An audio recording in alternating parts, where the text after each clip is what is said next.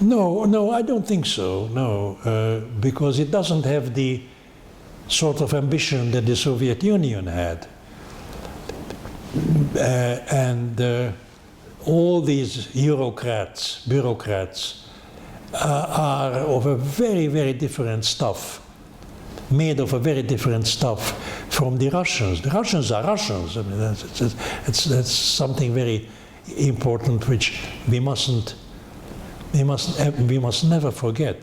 The dangers that you see are the dangers, for instance, of overregulation. I agree that the tendency of people who sit in offices and have regulating matters as their job will overregulate, because this comes naturally to them. But that doesn't make the European Union anything like the Soviet Union, because the European Union is essentially non-violent. No, it isn't. The euro is a monster. It's a cripple, and it's a trap, and it's caught all the states that have adopted it in this very unpleasant, very difficult trap in which you operate, you have economic policies while having one arm tied behind your back and the other arm tied to your knee. I mean, really, it's resigning most of the, or many of the tools of economic policy and trying to make a wholly, totally heterogeneous collection of countries dance to the same tune, which is, it's extremely costly, it's inefficient, and if it survives like the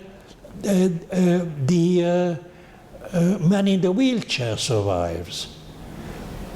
But it's not a desirable sort of survival. I would much rather that it was dissolved.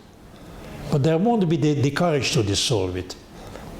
My own prediction has been for years now that it's an awful thing, and people will continue to muddle through and accept it and say, yes, well, it's terrible, and we have to do this and we have to do that, and a European economic government and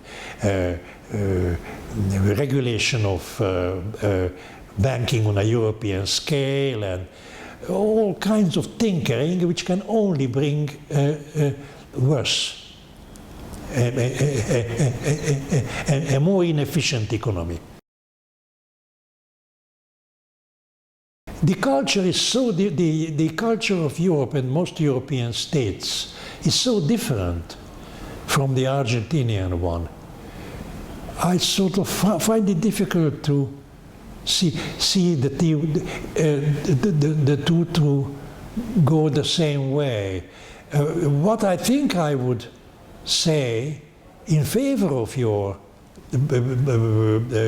I think you expected a positive reply. I mean, in favor of a positive reply to your question is that at the very beginning, I think if Europe could shake off the euro, the initial effect would be just as favorable as the initial effect was in Argentina. But in Argentina, it went all to the dogs, as they say. I don't want to use a more obscene expression, whereas I don't think in Europe it would necessarily do that, because the European political culture is less dirty. Well, there again, there are about 15 answers to this. I'll just bring out one that seems to me perhaps the strongest, is the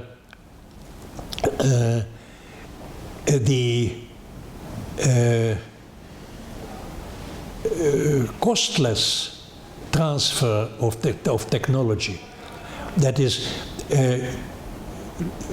the Western states, Western Europe and the United States, have spent 100 years of effort developing their present level of technological competence.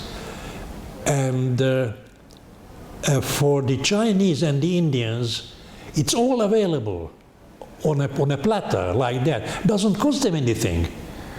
They don't even pay royalties to the inventors of these things, because they, in the majority of cases, simply appropriate the technology. And if somebody complains, well, too bad. And that is an immense advantage, which will continue to work for some more years, but it has made wonders in the last 20 or 30 years. And it has made these wonders in part because the respective economies got so much closer, thanks to, again, technology, thanks to the immense acceleration of the improvement in transport technology. I mean, the container ship is part of the secret of Chinese economic success, because everything that was non-tradable is now becoming tradable, and the Chinese can get on to producing and exporting it because transport has become so cheap. And also electronic communication, that is the passing of orders, stocking up, running down stocks, changing a model, all that has become so fast. Before the electronic communication, it would take a month or 2 months to pass an order from Düsseldorf to, I don't know, Chongqing. And now it takes the time it takes to transmit a complex 50-page or 150-page or 100-page technical specification, and it's all done. So I think the answer is really A, that they get a ready-made technology, the Western technology, for nothing, and B, that they have